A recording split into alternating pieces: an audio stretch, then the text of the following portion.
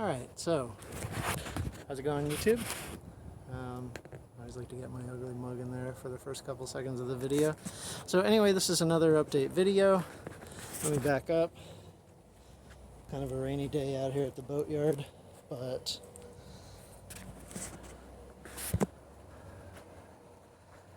there's the boat, completely covered up, so I guess you can't see too much. But we did manage to get the keel back on. I believe we did a decent job of it. We went with 5200.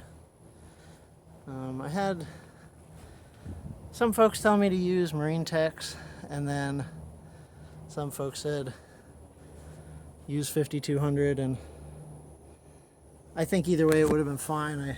After a little bit of thinking it over, I decided to go with 5200.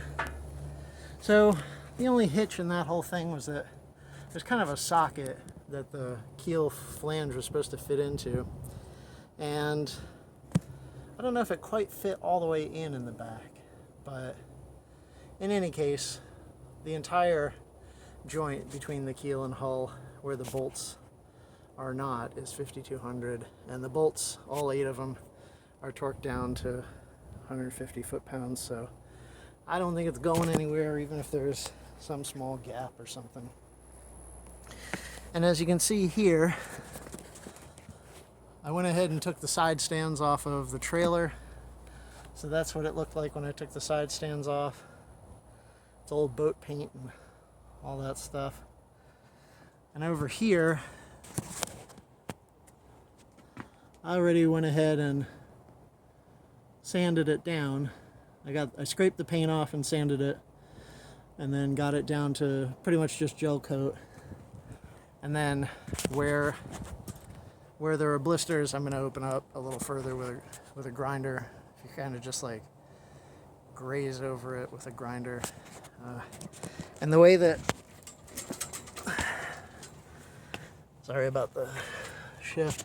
So the way that I can tell there are blisters is if you are sanding and you get to a spot, that's an easy one. But also, if you're sanding and you see a little crack in the gel coat, or up here, let's see, like a little half moon kind of crack.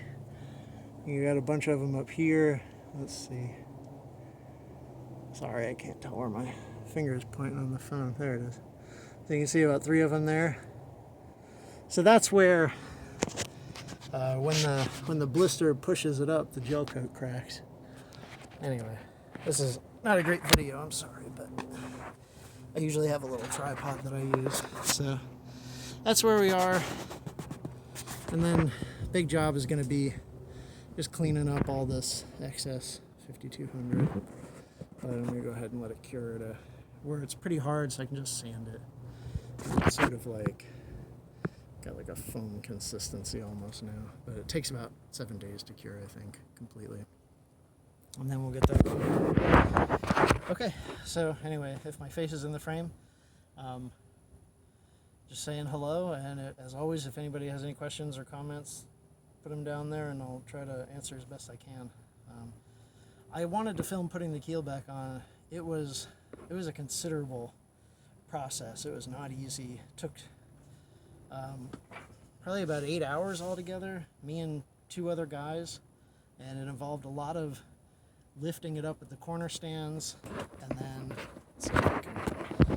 getting stuff under here, right? So we had to lift one end of the keel, get your shoulder under it and lift it, or tip it over. I mean, it weighs 900 pounds. So somebody could get a board over there and then do the same thing back there, so that we had it high enough. Because remember, there were side stands here on the trailer. We had it high enough above those side stands, which aren't adjustable using these corner stands, the keel and the boat, that when we dropped everything back down, the weight was still just above the trailer stands, the side stands.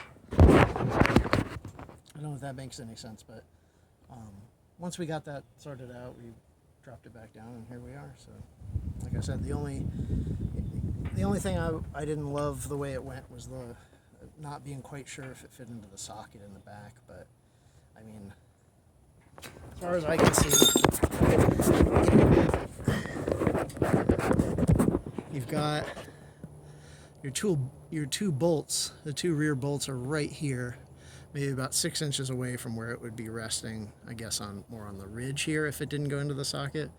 And those 3 points, the two bolts and that, I think are close enough together that I'm not super concerned about anything structurally. I should just keep it in place, and the 5200 in the middle should do what it does. So anyway, that's the update, and I'm sorry for the long video. It's rambling a little bit. I'll post another one when I get the rest of the bottom fixed and painted and done, and we start getting on inside and pulling out the bulkheads.